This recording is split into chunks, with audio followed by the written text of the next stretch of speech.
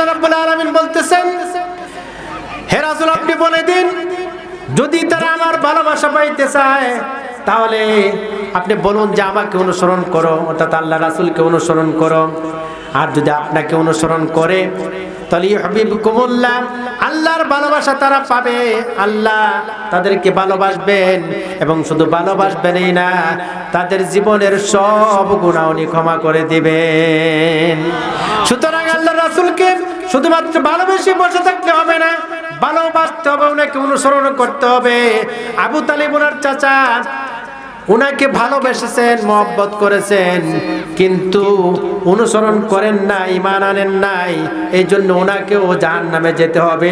সুতরাং আমরা আল্লাহ রাসূলকে ভালোবাসবো, মন প্রাণ দিয়া অনুসরণ করব। জোরে বলেন ঠিক কিনা?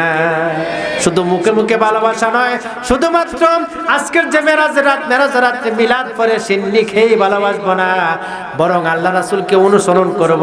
আল্লাহ রাসূলকে যদি আমরা সত্যিকার ভাবে অনুসরণ করতে চাই আজকের এই মেরাজের শিক্ষা থেকে, তাহলে আল্লাহ রাসূলকে আল্লাহ রাব্বুল আলামিন, আপনারা জানেন কাবা শরীফকে, কার সংক্ষেপে বলছে সময় শেষ, কাবা শরীফ থেকে উনি ঘুমিয়েছিলেন, ঘুম থেকে উঠাইয়া উনাকে নিয়ে গেলেন ওই ফিলিস্তিনে, বর্তমানে ইসরায়েলরা যেখানে আক্রমণ করতেছে আপনারা জানেন, ওই ফিলিস্তিনে নিয়ে গেছেন। ফিলিস্তিনে নিয়ে আমাদের প্রথম কিবলা বাইতুল মুকাদ্দাস মসজিদুল আকসাতে উনি বলেছেন হাদিস শরীফে, তাফসীর ইবনে কাসিরে দেখলাম আনাস বিন মালিক রাদিয়াল্লাহু তাআলা আনহু থেকে হাদিস বর্ণিত, আল্লাহ রাসূল বলেছেন যে আমি যে পিলারটাতে, যে খুঁটিতে আমার ওই বুরাকটা বেঁধেছিলাম, আল্লাহ যে বুরাকটা আমাকে নেওয়ার জন্য পাঠাইছিলেন, ওই বুরাকটা ওইখানে আমি বাঁধলাম, যেখানে অন্যান্য নবী রাসূল তাদের বাহন বাঁধতেন।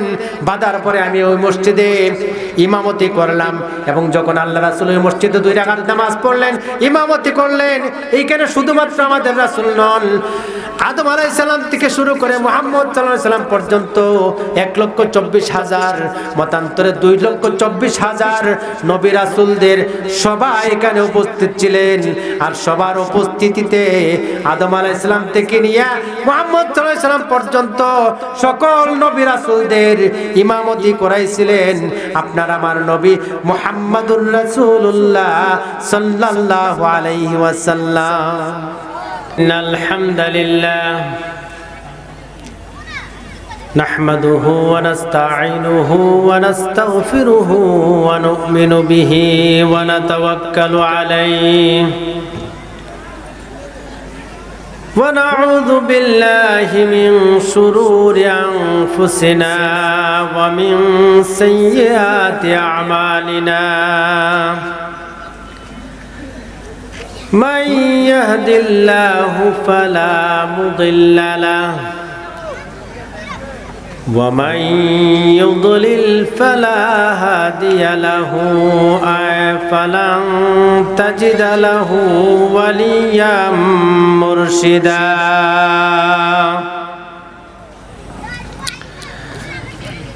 ونشهد أن لا إله إلا الله وحده لا شريك له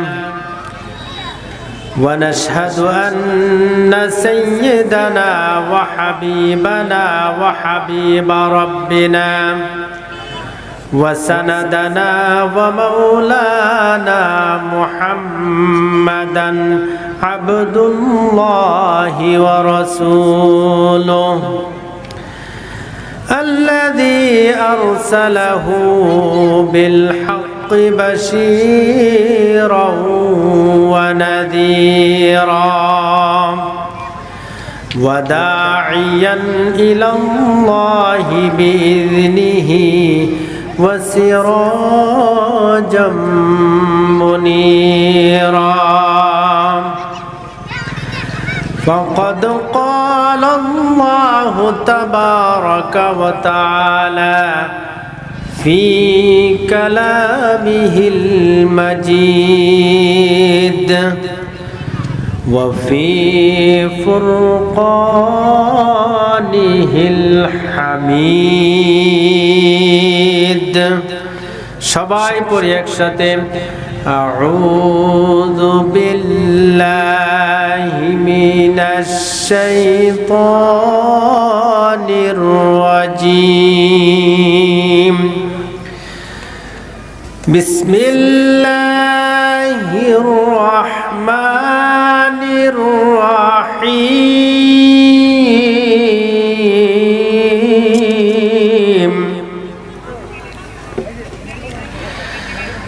سبحان الذي أسرى بعبده ليلا من المسجد الحرام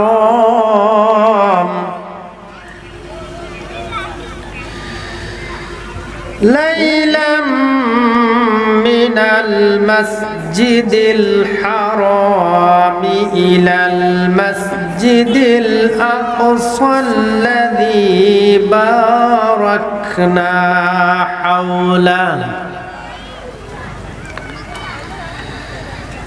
الذي باركنا حوله لنريه من آياتنا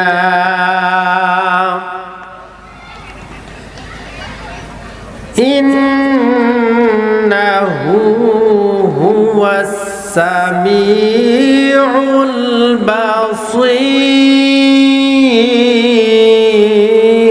البصير وقال رسول الله صلى الله عليه وسلم الصلاة معراج المؤمنين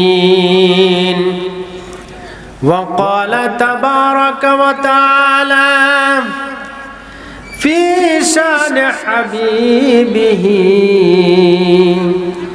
إن الله وملائكته يصلون على النبي يا أيها الذين آمنوا صلوا عليه وسلموا تسليما اللهم صل على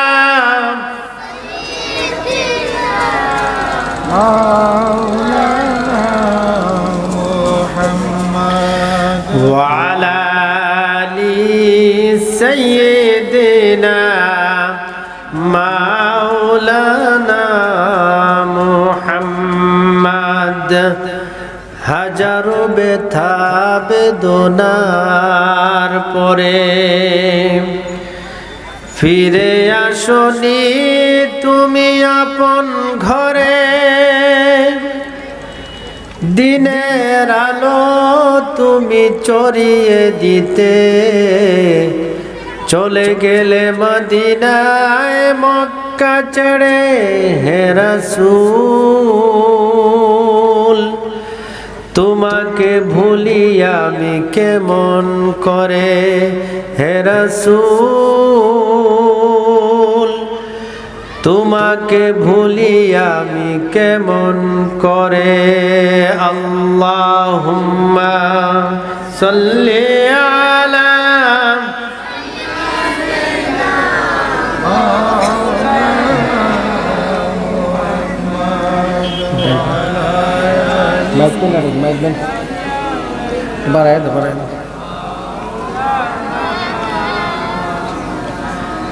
আরো জুড়ে পড়ি বালাগাল উলা বিকামালিহি কাশাফাদ দুজা বিজামালিহি হাসনাত জামিউ খিসালিহি সাল্লু আলাইহি ওয়া আলিহি এ তেরা মেরাজ থি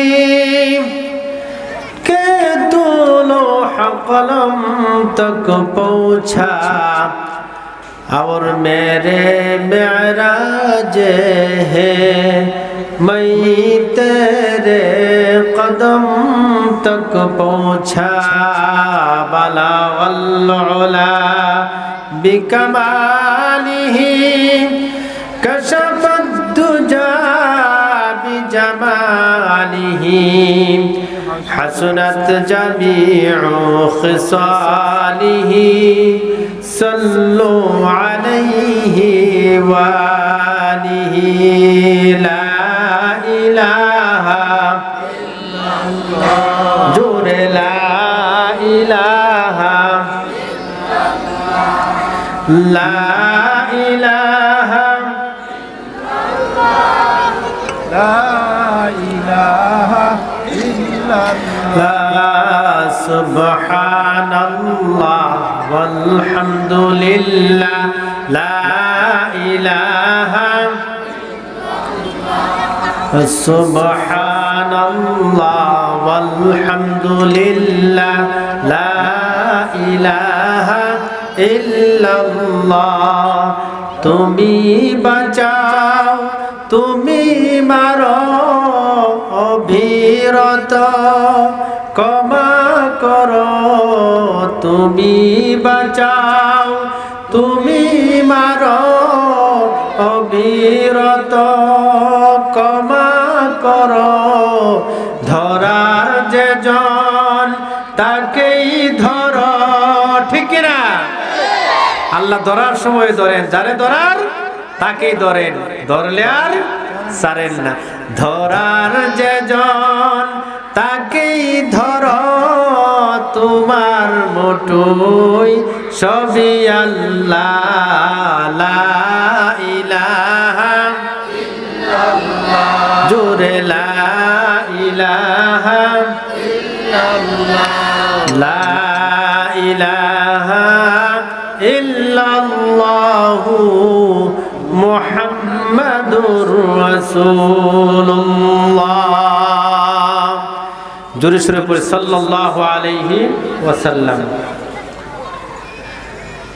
ঐতিহ্যবাহী এই ভাটি এলাকার সর্ববৃহৎ প্রতিষ্ঠান সুলেমানপুর শাহজালাল রহমতুল্লাহ আলাইহি জামিয়া মাদ্রাসা, যেখানে একটি মাদ্রাসা নয় পাঁচটি মাদ্রাসা অবস্থিত। আমরা বলি আলহামদুলিল্লাহ।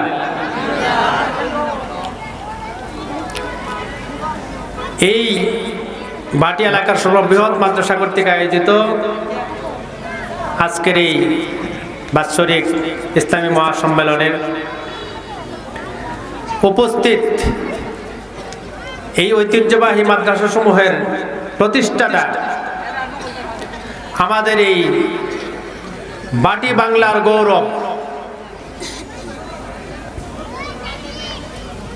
অত্র এলাকার অত্র গ্রামের সুলেমানপুরের কৃতি সন্তান লন্ডন প্রবাসী আলহাজ সৈয়দ মাওলানা শামসুজ্জামান সাহেব, যিনি আজকে সভাপতির আসন অলঙ্কৃত করে আছেন,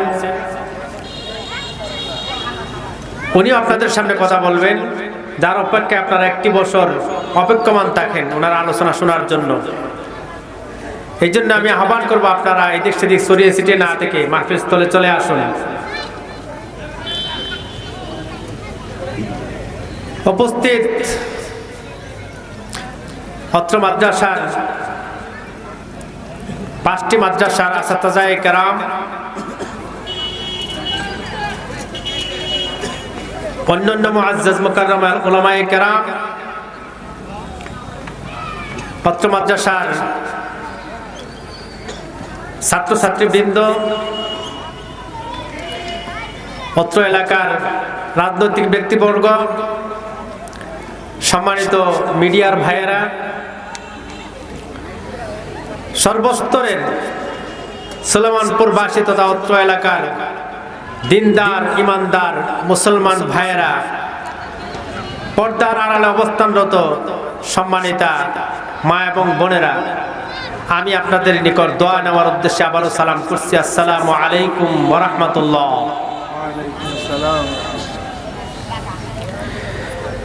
সম্মানিত এলাকাবাসী, এই মাদ্রাসা কর্তৃক যে মাহফিলটি হয় প্রতি বছর একবার, এত বড় মাহফিল এই তাহিরপুর উপজেলায় আর হয় বলে আমার জানা নেই।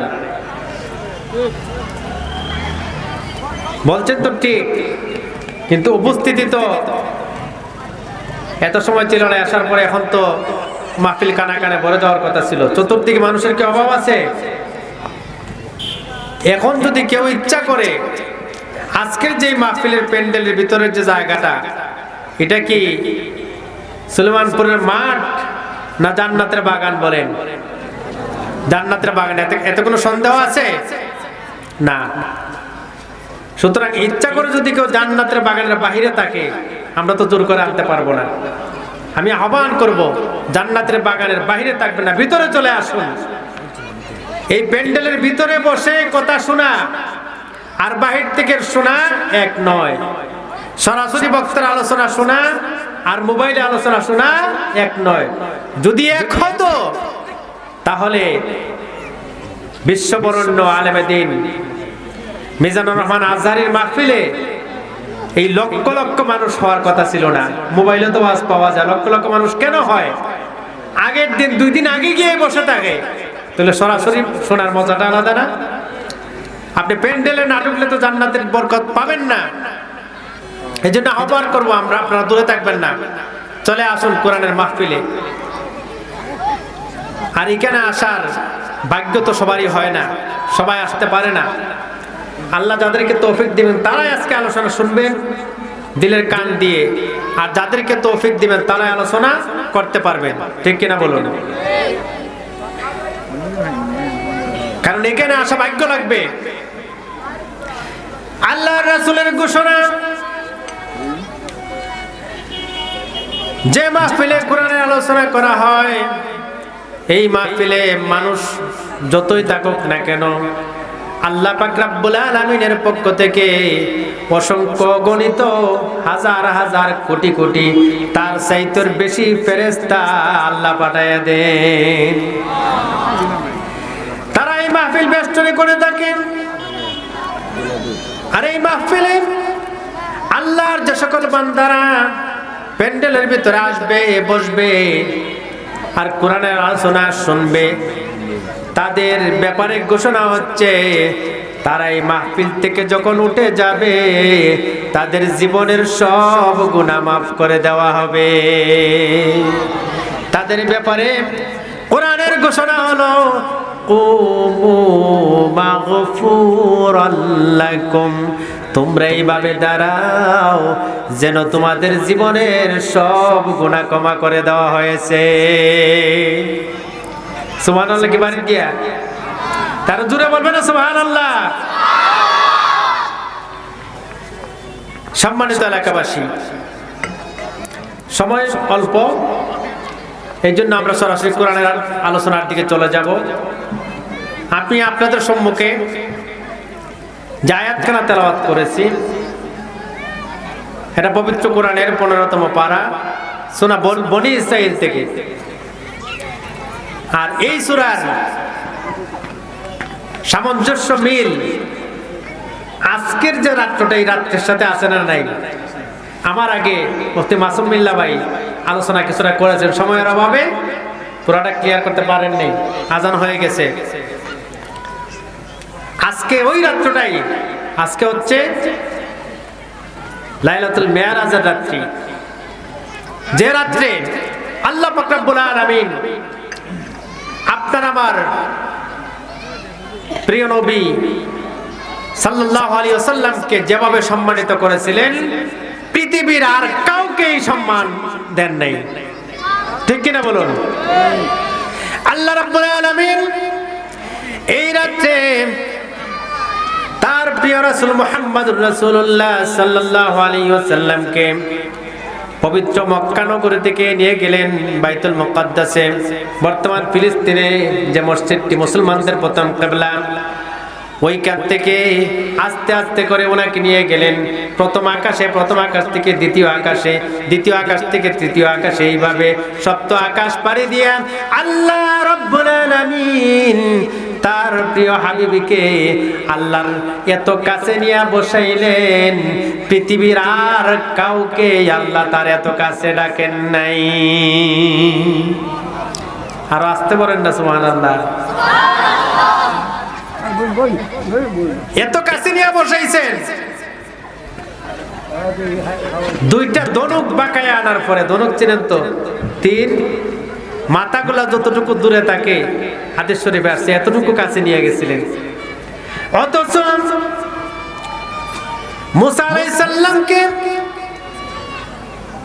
আল্লাহ রাব্বুল আলামিন মুসা আলাইহিস সালামের সাথে কথা বলতেন, ওনাকে বলা হতো কালিমুল্লাহ।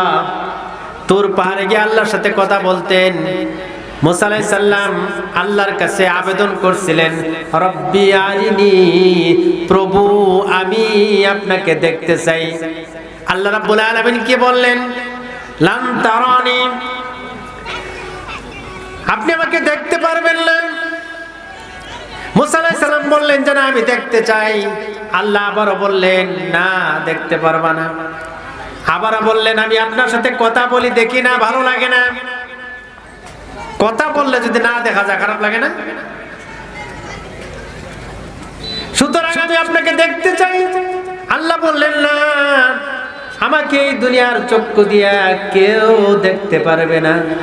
জান্নাতি চোখ লাগবে। কি চোখ? জান্নাতি চোখ কি দুনিয়া থেকে পাওয়া যাবে? তাহলে ইবনে সিনা হাসপাতালে গেলে পাওয়া যাবে?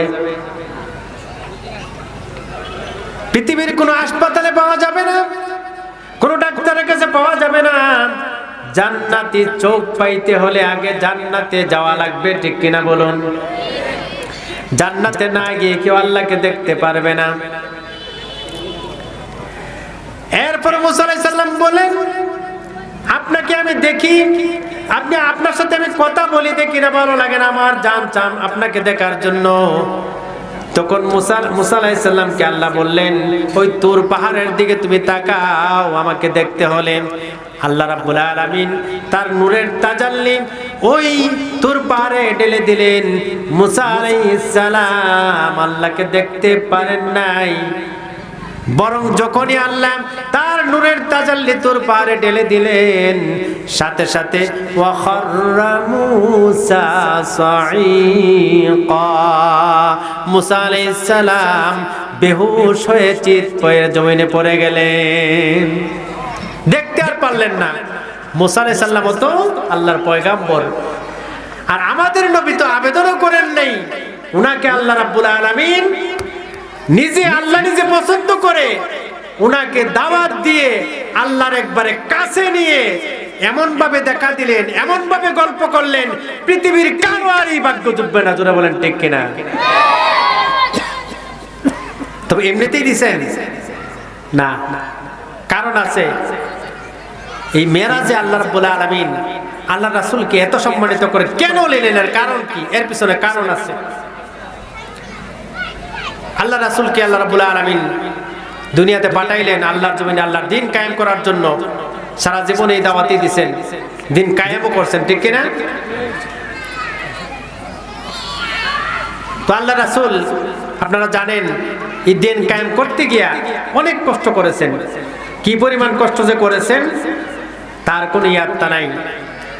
এবং শুধু মুহাম্মদ সাল্লাল্লাহু আলাইহি সাল্লাম নন, আল্লাহর এই জমিনে আল্লাহর দ্বীন কায়েম করার জন্য অসংখ্য নবী রাসূল, একজন দুইজন নয়, হাজার হাজার নবী রাসূল তাদের জীবন দিয়েছেন। এখনো ওয়ারাসাতুল আম্বিয়া যারা, নবীজির উত্তরসূরি যারা, নবীজির বলেন তো নবীজির উত্তরসূরি কারা? বলতে পারবেন? উলামায়ে কেরাম। কারা? উলামায়ে কেরাম। আল্লাহ রাসূল নিজেই বলেছেন আল উলামাউ ওয়ারাসাতুল আম্বিয়া, ইন্নাল উলামাউ ওয়ারাসাতুল আম্বিয়া। নবীগণের ওয়ারিস, উত্তরাধিকারী হচ্ছে উলামায়ে কেরাম। অন্য কেউ এই বাহাদুরি করতে পারবে না।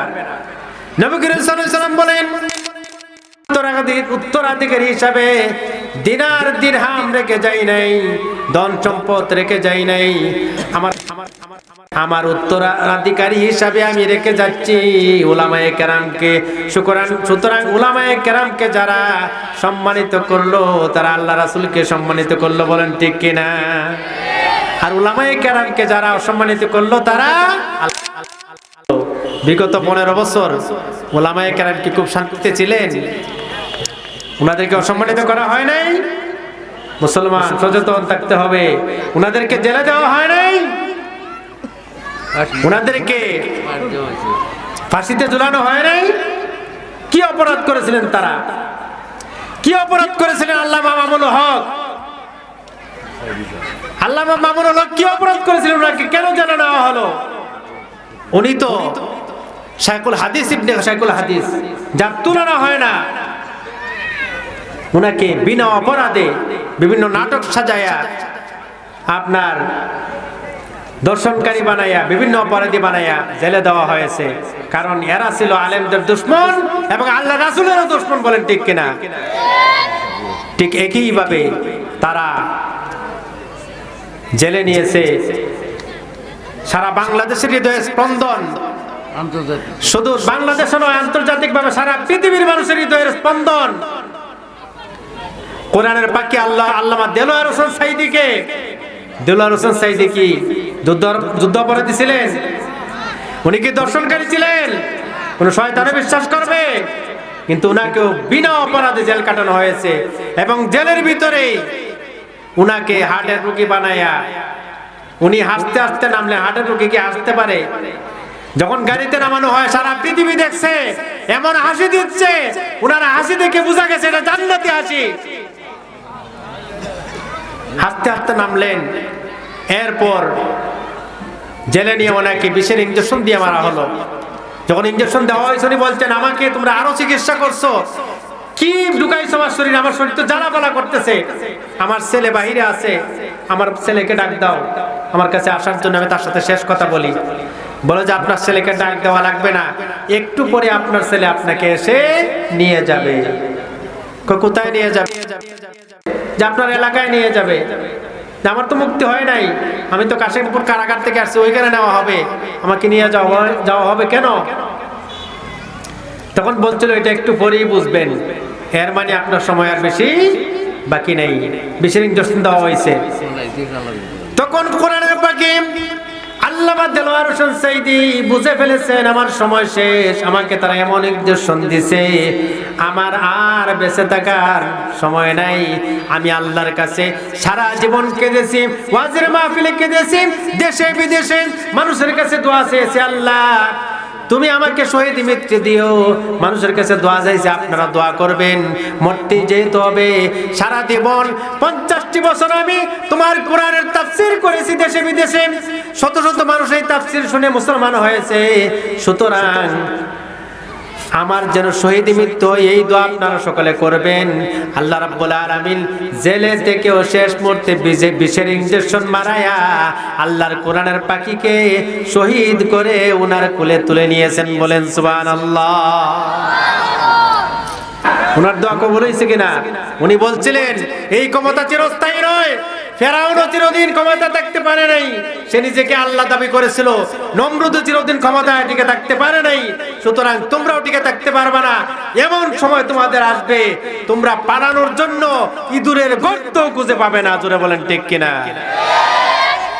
গর্ত খুঁজে পাইতেছে, সবগুলা কথা ঠিক হয়েছে। এবং আল্লামা দেলোয়ার হোসেন সাঈদী বলেছিলেন, আল্লাহর এই জমিনে আল্লাহর কোরআনের রাজ কায়েম হবে ইনশাআল্লাহ। আমরা কি বলি কোরআনের রাজ কায়েম হবে না? ইনশাআল্লাহ কায়েম হবে।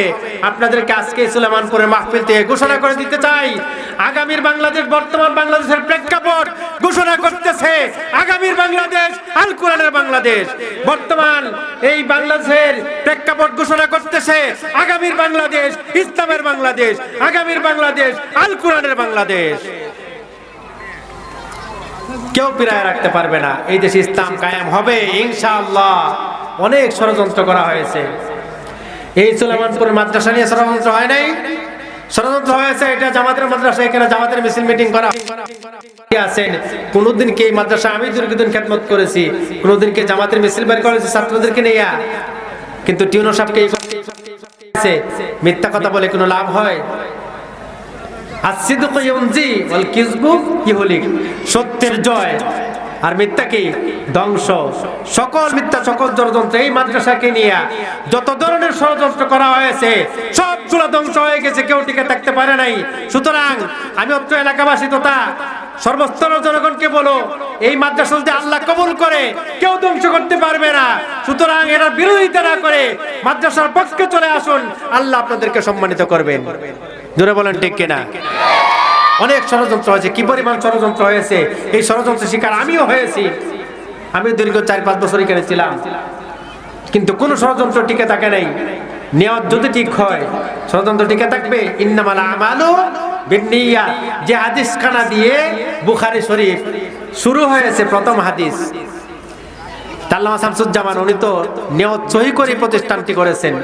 উনি দেখেন এইখানে কেউ কওমি মাদ্রাসাকে ভালো পায়, কেউ আলিয়া মাদ্রাসাকে ভালো পায়, উনি কেউ হাফিজে মাদ্রাসাকে ভালো পায়, কেউ এতিমখানাকে ভালো পায়, সবগুলা উনি একসাথে করেছেন, কেউ যাতে বেজার না হয়। এরপরও যদি কেউ বেজার হয় বুঝতে হবে সত্যিকারের মুসলমান নয়, সত্যিকারের ইমানদার নয়, তার মধ্যে মুনাফিকি বিদ্যমান আছে। উনি সবগুলা করছেন, কারণ আমরা যারা আলিয়া তারা কওমিকে হিংসা করতে পারবো না যদি আমরা মুসলমান দাবি করি। যারা কওমি তারা আলিয়াকে হিংসা করতে পারবো না। আল্লামা দেলোয়ার হোসেন সাইদি কোরআনের পাখি ওয়াজের মাহফিলে বসে কথা বলেছিলেন, আমিও মাহফিলে ছিলাম। কারণ উনি যখন ওয়াজ করতেন তো ওনার ওয়াজ শুনতাম আপনাদের মতো শ্রোতা হয়ে।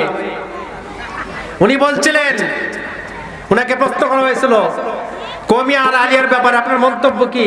উনি বলেছিলেন, আমি আলিয়াকে আমার একটা চোখ মনে করি আর কওমিকে আরেকটা চোখ মনে করি। আমার দুইটা চোখে ঠিক থাকুক, আমি একটা নষ্ট হয়ে যাক এটা চাই না। সুতরাং হিংসা করা যাবে? কওমি যারা তারা আলিয়াকে হিংসা করে ধ্বংস করে দিতে পারবে? আলিয়ার যারা তারা কি কওমিকে ধ্বংস করে দিতে পারবে? কওমির অবদান ইসলামের জন্য আছে না নাই? আলিয়ার অবদান আছে না নাই? ইসলামের জন্য আছে, আধুনিক লাইনেও আছে। এক একটা দেওয়ার দরকার নাই। সবাইকে আমরা একত্রিত হয়ে কাঁধে কাঁধ মিলিয়ে এই আল্লাহর জমিনে আল্লাহর দ্বীন কায়েম করা দরকার। জোরে বলেন ঠিক কিনা? এটা করতে হবে, কারণ আল্লাহ রাসূলকে আল্লাহ পাঠাইছেন দ্বীন কায়েমের জন্যই, অন্য কোনো জন্য পাঠান নাই। আল্লাহ রাব্বুল আলামিন সূরা সফে সুন্দর করে ঘোষণা করতেছেন, কত সুন্দর করে আল্লাহ রাব্বুল আলামিন ঘোষণা করতেছেন কেন আল্লাহ রাসূলকে পাঠাইলেন। হুয়াল্লাযী আরসালা রাসূলাহু বিল হুদা ওয়া দীনিল হাক্কি লিইয়ুযহিরাহু আলাদ দীনি কুল্লিহি ওয়ালাউ কারিহাল মুশরিকুন।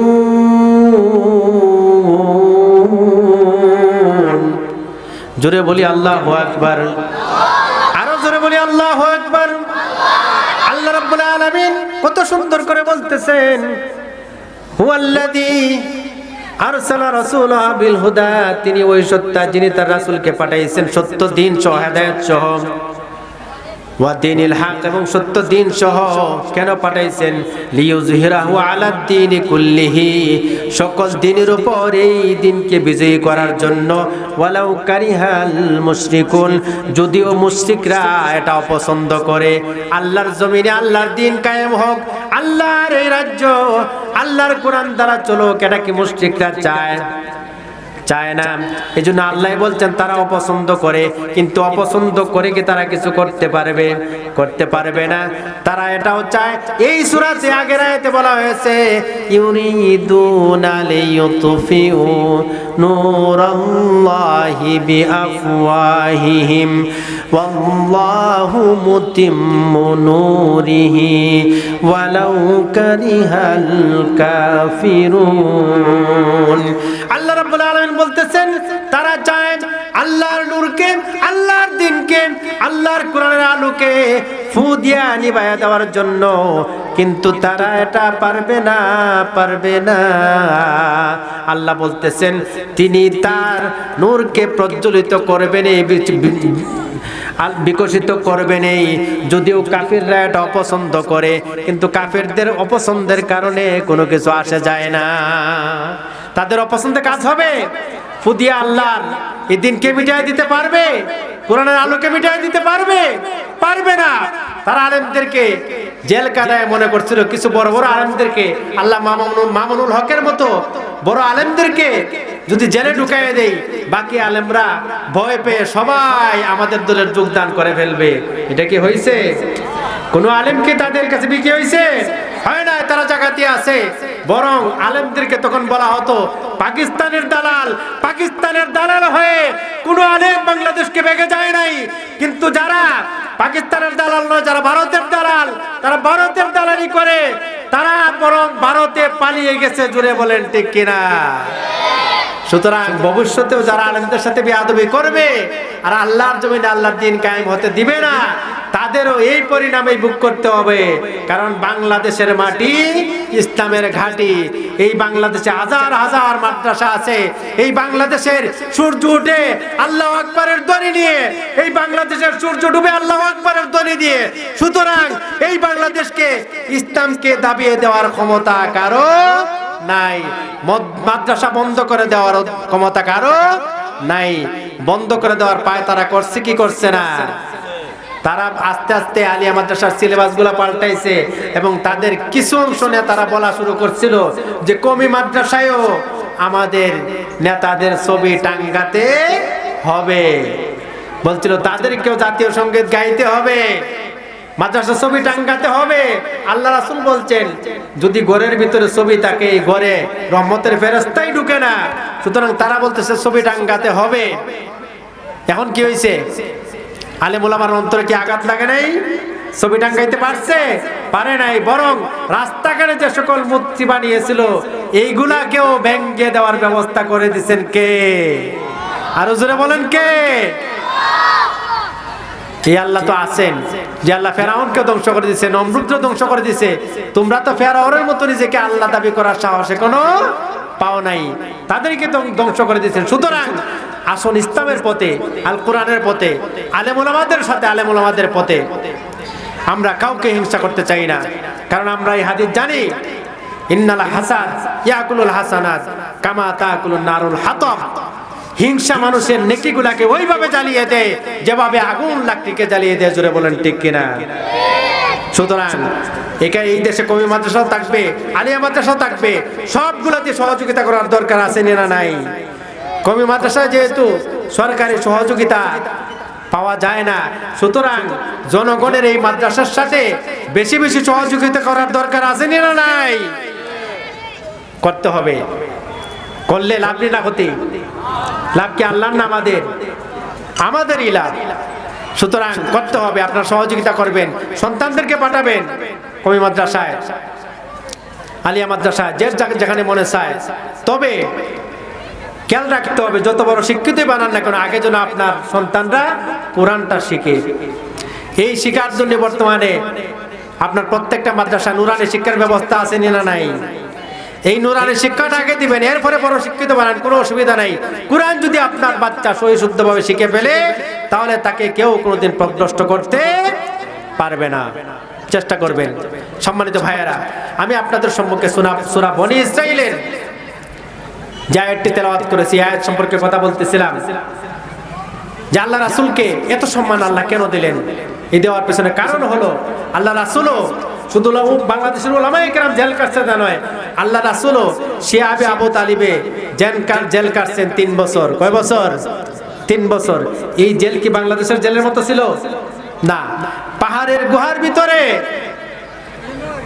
এমন ভাবে ওনাদেরকে সমাজ থেকে বিতাড়িত করে পাহাড়ের গুহার ভিতরে আটকে দেওয়া হয়েছিল। তোমরা এখান থেকে বের হতে পারবে না। ওইখানে খানি দেওয়া হয় নাই, পানি দেওয়া হয় নাই। আল্লাহ রাসূল এবং সাহাবায়ে কেরাম, ওনার পরিবারবর্গ সবাই সহ, আহলে বাইত সহ সবাই ওনারা গাছের পাতা খায়া খায়া জীবন ধারণ করছেন। বাঁচায় রাখছেন কে? আল্লাহ। গাছের পাতা খাইতে খাইতে ওনাদের পায়খানা আপনার ছাগলের বিষ্ঠার মতো হয়ে গেছিল, ছাগলের পায়খানার মতো হয়ে গেছিল। আল্লাহ বাঁচায় রাখছেন। জেল আল্লাহ রাসূলও কাটছেন। এরপরে এই জেল থেকে যখন বের হলেন, বের হওয়ার কিছুদিন পরেই আল্লাহ রাসূলকে সবচেয়ে ভালোবাসতেন যে মানুষটি,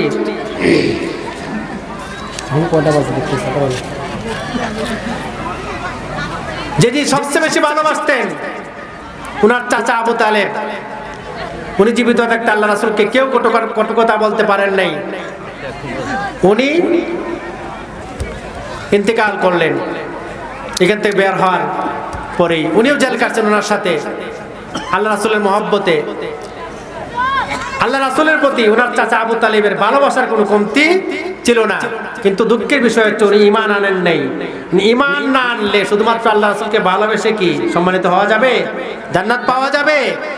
আল্লাহ রাসূলকে ভালোবাসার লোকের বর্তমানে আমাদের দেশে অভাব নাই। এমন কিছু দল আছে যারা নিজেদেরকে সুন্নি দাবি করে, কিছু আলেমরা আছে সুন্নি আলেম, খাঁটি আলেম, তাদেরকে দাবি করে, বলে যে আমরা রাসূলকে খুব ভালোবাসি। ভালোবাসতে বাসতে বাসতে বাসতে আল্লাহর উপরে নিয়ে যায়। জোরে বলেন ঠিক কিনা? নাকি আপনারা রাগ করতেছেন? আছে না এরকম? ওয়াজের মঞ্চে বসে শুধু রাসূলের ভালোবাসার গানই গায়, কিন্তু সুন্নি দাবি করে। আসলে মূলত তারা সুন্নত তাদের মধ্যে নাই। তো যদি ভালোবেসে শুধু আল্লাহ রাসূলকে পাওয়া যেত, তাহলে ওনার চাচা কলিজার টুকরা চাচা আবু তালিব কি জাহান্নামে যেতে হতো না? ভালোবাসতে হবে না, আল্লাহ রাসূলকে অনুসরণ করতে হবে। এটা আল্লাহ রাব্বুল আলামিন পবিত্র কোরআনে সূরা আলে ইমরানে বলে দিয়েছেন, قل إن كنتم تحبون الله فاتبعوني يحببكم الله ويغفر لكم ذنوبكم والله غفور رحيم। আল্লাহ রাব্বুল আলামিন বলতেছেন, হে রাসূল আপনি বলে দিন, যদি তারা আমার ভালোবাসা পাইতে চায় তাহলে আপনি বলুন যে আমাকে অনুসরণ করো, অর্থাৎ আল্লাহ রাসূলকে অনুসরণ করো। আর যদি আপনাকে অনুসরণ করে তাহলে ইউহিব্বুকুমুল্লাহ, আল্লাহর ভালোবাসা তারা পাবে। আল্লাহ তাদেরকে ভালোবাসবেন, এবং শুধু ভালোবাসবেনই না, তাদের জীবনের সব গুনাহ উনি ক্ষমা করে দিবেন। সুতরাং আল্লাহ রাসূলকে শুধুমাত্র ভালোবেসে বসে থাকলে হবে না, ভালোবাসতে হবে, ওনাকে অনুসরণ করতে হবে। আবু তালিব ওনার চাচা, ওনাকে ভালোবেসেছেন, মহব্বত করেছেন, কিন্তু অনুসরণ করেন না, ঈমান আনেন নাই, এই জন্য ওনাকেও জাহান্নামে যেতে হবে। সুতরাং আমরা আল্লাহ রাসূলকে ভালোবাসবো, মন প্রাণ দিয়া অনুসরণ করব। জোরে বলেন ঠিক কিনা? শুধু মুখে মুখে ভালোবাসা নয়, শুধুমাত্র আজকের যে মেরাজের রাত্রে মিলাদ পরে সিন্নি খেয়ে ভালোবাসবো না, বরং আল্লাহ রাসূলকে অনুসরণ করব। আল্লাহ রাসূলকে যদি আমরা সত্যিকার ভাবে অনুসরণ করতে চাই আজকের এই মেরাজের শিক্ষা থেকে, তাহলে আল্লাহ রাসূলকে আল্লাহ রাব্বুল আলামিন, আপনারা জানেন কাবা শরীফকে, কার সংক্ষেপে বলছে সময় শেষ, কাবা শরীফ থেকে উনি ঘুমিয়েছিলেন, ঘুম থেকে উঠাইয়া উনাকে নিয়ে গেলেন ওই ফিলিস্তিনে। বর্তমানে ইসরায়েলরা যেখানে আক্রমণ করতেছে আপনারা জানেন, ওই ফিলিস্তিনে নিয়ে গেছেন। ফিলিস্তিনে নিয়ে আমাদের প্রথম কিবলা বাইতুল মুকাদ্দাস মসজিদুল আকসাতে উনি বলেছেন হাদিস শরীফে, তাফসীর ইবনে কাসিরে দেখলাম, আনাস বিন মালিক রাদিয়াল্লাহু তাআলা আনহু থেকে হাদিস বর্ণিত, আল্লাহ রাসূল বলেছেন যে আমি যে পিলারটাতে, যে খুঁটিতে আমার ওই বুরাকটা বেঁধেছিলাম, আল্লাহ যে বুরাকটা আমাকে নেওয়ার জন্য পাঠাইছিলেন, ওই বুরাকটা ওইখানে আমি বাঁধলাম, যেখানে অন্যান্য নবী রাসূল তাদের বাহন বাঁধতেন। বাঁধার পরে আমি ওই মসজিদে ইমামতি করলাম, এবং যখন আল্লাহ রাসূল ওই মসজিদে 2 রাকাত নামাজ পড়লেন, ইমামতি করলেন, এইখানে শুধুমাত্র আমাদের রাসূল নন, আদম আলাইহিস সালাম থেকে শুরু করে মুহাম্মদ সাল্লাল্লাহু আলাইহি সাল্লাম পর্যন্ত 1,24,000, মতান্তরে 2,24,000 নবী রাসূলদের সবাই এখানে উপস্থিত ছিলেন। আর সবার উপস্থিতিতে আদম আলাইহিস সালাম থেকে নিয়ে মুহাম্মদ সাল্লাল্লাহু আলাইহি সাল্লাম পর্যন্ত সকল নবী রাসূলদের ইমামতি করাইছিলেন আপনার আমার নবী মুহাম্মাদুর রাসূলুল্লাহ সাল্লাল্লাহু আলাইহি ওয়াসাল্লাম। এই জন্যই আমাদের নবীকে বলা হয় ইমামুল মুরসালিন। কি বলা হয়? ইমামুল মুরসালিন, সকল নবীদের ইমাম। আবার সাইয়্যিদুল মুরসালিন, সকল নবী রাসূলদের সরদার। এরপরে আল্লাহ রাব্বুল আলামিন এখানে ইমামতি করার পর এই বাইতুল মুকাদ্দাস থেকে আল্লাহ রাসূল সাল্লাল্লাহু আলাইহি সাল্লামকে নিয়ে গেলেন প্রথম আকাশে। জিবরাইল সাথে ছিলেন। লম্বা ঘটনা, সবটা তো বলা সম্ভব হবে না। প্রথম আকাশ থেকে দ্বিতীয় আকাশে, দ্বিতীয় আকাশ থেকে তৃতীয় আকাশে, তৃতীয় আকাশ থেকে চতুর্থ আকাশে, এইভাবে সপ্ত আকাশ পাড়ি দিয়া আল্লাহ রাব্বুল আলামিন তার রাসূলকে নিয়ে গেলেন একবার আরশে আজিমে। এমনকি জিবরাইল আলাইহিস সালাম সাথে ছিলেন। যাইতে যাইতে সাত আকাশ পাড়ি দিয়া সিদরাতুল মুনতাহার ওইখানে গিয়ে পাড়ি দিয়া এরপরে যখন আল্লাহ রাসূল সামনের দিকে যাইবেন আল্লাহর কাছে যাওয়ার জন্য, তখন জিবরাইল আলাইহিস সালাম বললেন, আমিও আর আপনার সাথে যাইতে পারবো না, আমারও যাওয়ার অনুমতি নাই। এখানে এমন অসংখ্য অগণিত নূরের পর্দা আছে, এই নূরের পর্দাগুলো পাড়ি দেওয়ার ক্ষমতা আমি জিবরাইলেরও নাই, একমাত্র আপনার জন্য অনুমোদন আছে ওইখানে যাওয়ার। আল্লাহ রাসূল জিবরাইল উনার থেকে বিদায় নিলেন। আল্লাহ রাসূলকে নেওয়ার জন্য আল্লাহ রাব্বুল আলামিন অটোমেটিক আমরা যে লিফট উঠি না, লিফটের মতো একটা বাহন পাঠাইয়া দিলেন। পাঠাইয়া দেওয়ার পরে আল্লাহর কুদরতিভাবে এই লিফটে ওঠার পরে আল্লাহ রাব্বুল আলামিন ওনাকে এক টানে কাছে নিয়ে গেলেন। লিফটে এক টানে চলে যায় না, আরো পাওয়ার পরে, এটা জান্নাতি, এটা বর্ণনা করে শেষ করার মতো না। নিয়ে যাওয়ার পরে আল্লাহ রাসূল তো আমি আগে বললাম এমন ভাবে কাছে বসে আলাপ করছেন, পৃথিবীর কেউ আল্লাহ রাব্বুল আলামিনের এত কাছে যাওয়ার সৌভাগ্য হয় নাই। এরপরে আল্লাহ রাসূল যখন চলে আসবেন আল্লাহর নিকট থেকে বিদায় নিয়ে, তখন উপহার স্বরূপ কি দিলেন বলেন আপনারা? কি দিলেন? নামাজ। কত ওয়াক্ত? 50 ওয়াক্ত। 50 ওয়াক্ত নামাজ দিয়া যখন চলে আসবেন আল্লাহ রাসূল, মুসা আলাইহিস সালামের সাথে দেখা হলো। এটা তাফসীর ইবনে কাসির থেকে বলছি। দেখা হওয়ার পরে মুসা আলাইহিস সালাম বললেন, আপনার উম্মত 50 ওয়াক্ত নামাজ পড়তে পারবে না, সক্ষম হবে না, আপনি কমায় আনুন। আল্লাহ রাসূল আবার গেলেন, গিয়ে আনলেন 5 ওয়াক্ত কমায়া। কমলো 5 ওয়াক্ত, রইল 45 ওয়াক্ত। আসার পরে বললেন না, তাও পারবে না, আরো কমায় আনেন। এইভাবে একবার নয়, দুইবার নয়, 9 বার গেছেন। গিয়া 5 নং 45 ওয়াক্ত কমাইয়া আনছেন, বাকি রয়েছে আর 5 ওয়াক্ত। মুসা আলাইহিস সালাম বললেন তাও পারবে না, আমরা সবাই পারিনি। আল্লাহ রাসূল বললেন আমার লজ্জা লাগতেছে, প্রতিবার 5 ওয়াক্ত কমাইয়া দিয়েছেন, আর রয়েছে 5 ওয়াক্ত, এখন কি আর কমানির আছে? আর 5 ওয়াক্ত কমাইতে পারবেন? তাহলে তো আর থাকবে না, আমার লজ্জা লাগতেছে, আর যাইতে পারবো না, বাকি 5 ওয়াক্ত রইল। আল্লাহ রাব্বুল আলামিন মুহাম্মদুর রাসূলুল্লাহ সাল্লাল্লাহু আলাইহি সাল্লামকে ঘোষণা করলেন, আপনি যান, হতাশ হবেন না। আমি 50 ওয়াক্ত নামাজ দিয়েছিলাম, এরপরে কমাইতে কমাইতে 45 ওয়াক্ত কমাই দিলাম, বাকি রইল 5 ওয়াক্ত। আপনি গিয়া ঘোষণা দিয়ে দেন আপনার যে সকল উম্মতেরা এই 5 ওয়াক্ত নামাজ পড়বে, আমি আল্লাহ রাব্বুল আলামিন তাদেরকে সওয়াব 5 ওয়াক্তের দিব না, 50 ওয়াক্ত নামাজের সওয়াবই দিয়ে দেব। আর জোরে বলেন না সুবহানাল্লাহ। এরপরে আমরা কেমন উম্মত রাসূলের, 5 ওয়াক্ত নামাজও পড়তে পারি না। নামাজ যদি পড়তে না পারি তাহলে কি মুসলমান দাবি করে কোনো লাভ হবে?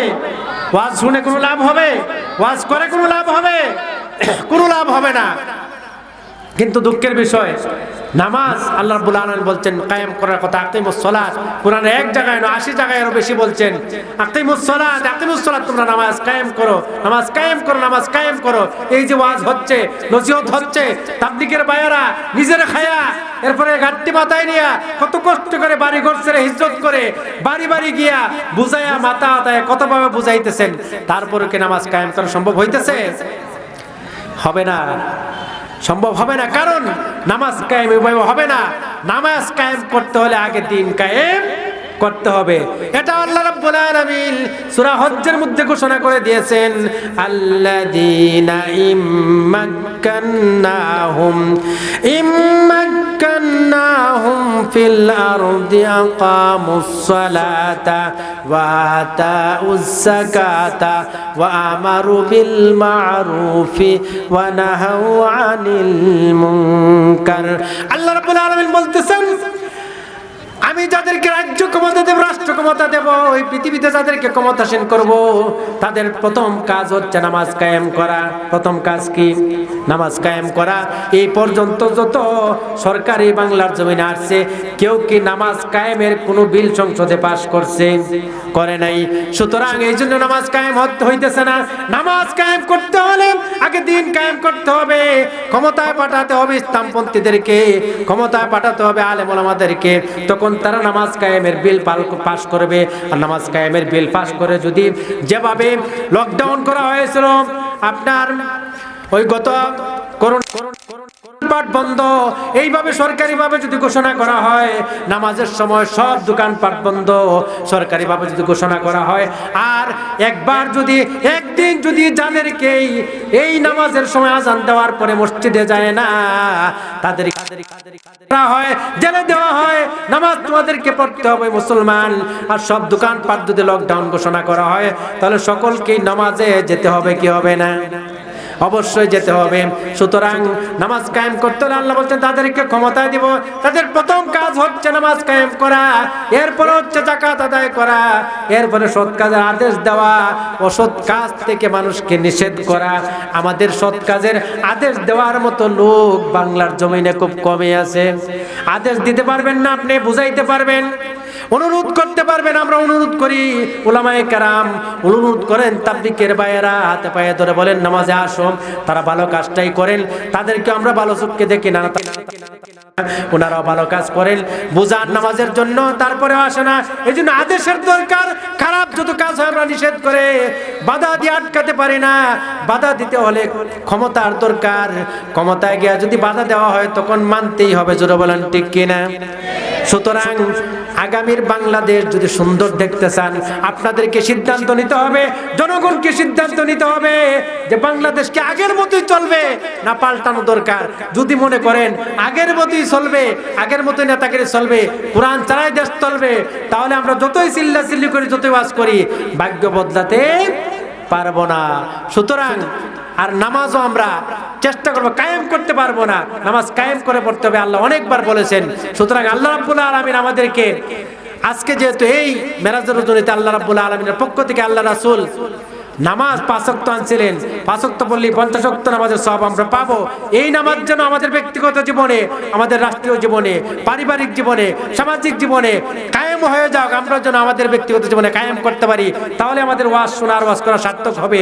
আপনারা কি আজকে থেকে এই সিদ্ধান্ত নিতে পারেন যে আজকে থেকে নামাজ ছাড়বো না? কারা কারা সিদ্ধান্ত নিতে পারেন দেখি? আল্লাহ রাব্বুল আলামিন তুমি দেখো তোমার বান্দারা হাত তুলে তোমাদেরকে সাক্ষী রেখে বলতেছে নামাজ কায়েম করবে, আজ থেকে নামাজ আদায় করবে। আল্লাহ আমাদের সকলকে 5 ওয়াক্ত নামাজ জামাতের সাথে আদায় করার তৌফিক দান করো। সবাই বলে আমিন, আরো জোরে বলে আমিন। ওয়া আখিরু দাওয়ানা আলহামদুলিল্লাহি রাব্বিল আলামিন। আসসালামু আলাইকুম ওয়া রাহমাতুল্লাহি ওয়া বারাকাতুহু।